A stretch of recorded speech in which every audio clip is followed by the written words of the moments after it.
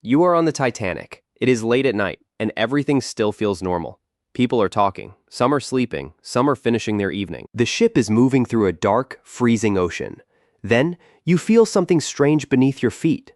Not a massive explosion, just a strange vibration, a scraping sound, and then silence. What would you do? Would you stay where you are, or go find out what happened? At first, there is no chaos. People begin stepping into the corridors, trying to understand what they just felt. Some passengers are told to put on life belts. But even then, the danger is not obvious to everyone. Some people simply don't believe the ship could be in serious trouble. And that's what makes the next few minutes so terrifying. Because while you're still trying to understand what happened, the crew already knows something is terribly wrong. Water is flooding compartments below.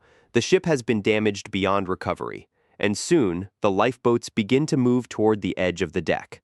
Imagine standing there. The Titanic is still enormous. The lights are still shining. The decks are still beneath your feet. Everything around you looks almost normal. But now, people are being told to leave the ship. Would you actually get into a tiny lifeboat and leave a ship that still looks safer than the freezing ocean? Some passengers hesitated. Some did not immediately understand the danger. And every minute that passed made the decision more important. Then the ship begins to tilt.